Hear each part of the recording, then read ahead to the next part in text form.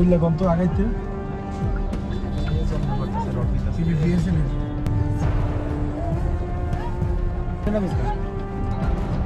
খালি গেছে খালি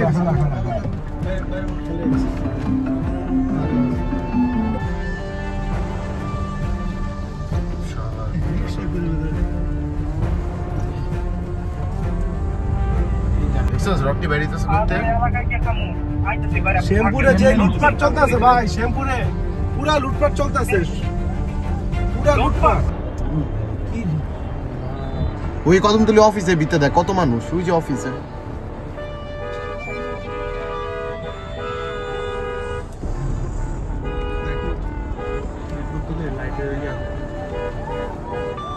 গ্লাসটা খুললে কম তো আগাইতে খালি গেছে খালি গেছে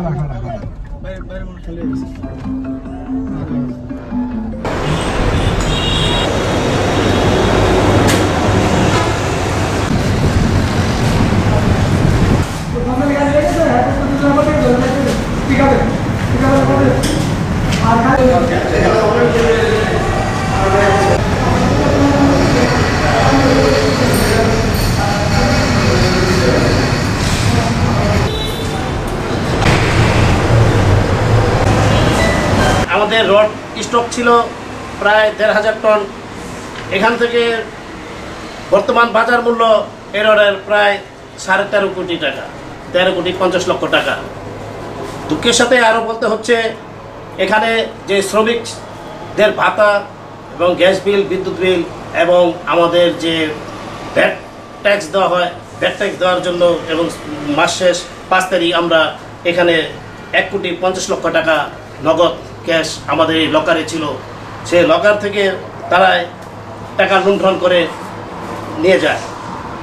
আমাদের এখানে মেশিনারি ছিল, মেশিনারি পার্টস, স্পেয়ার পার্টস, সেই পার্টসগুলো তারা মেশিনারি পার্টসগুলো লুণ্ঠন করে নিয়ে যায়। তার বাজার মূল্য বর্তমানে আনুমানিক প্রায় ৫ কোটি টাকা। আমাদের যে অফিস ডেকোরেশন ছিল, অফিস ডেকোরেশনে এখানে এসি ছিল কিছু, আমাদের ৮টি এসি, 2টি ফ্রিজ, 3টি টিভি, সিসি ক্যামেরা পরিচালনা করার জন্য চেয়ার, টেবিল, এগুলো লুণ্ঠন করে নিয়ে যায়। তার বাজার মূল্য আনুমানিক প্রায় ১ কোটি টাকা। আমাদের যে বস আছে, আমাদের বস মালিক, ওনার বাড়ি শ্যামপুর বরিতলা, সেখানেও লুটপাট করে, সেখানেও প্রায় স্বর্ণলঙ্কার অনেক লুটপাট করে, সেখানে প্রায় 2 কোটি টাকার মালামাল লুণ্ঠন করে লুটপাট করে নিয়ে চলে যায়।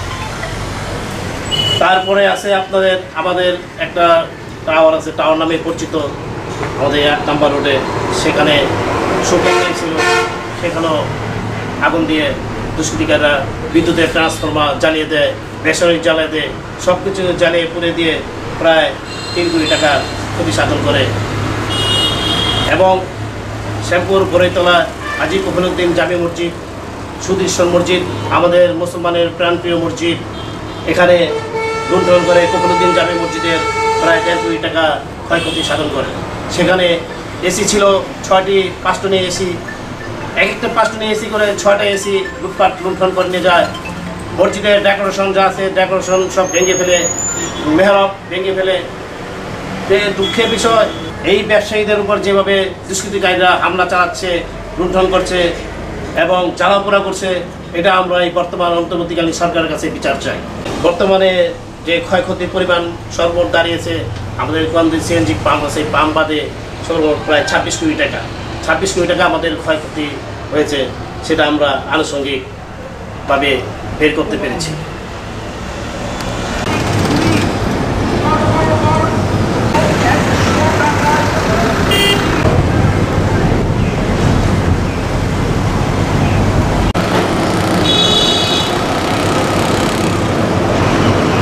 পাম্প সম্পূর্ণ ভেঙে ফেলে।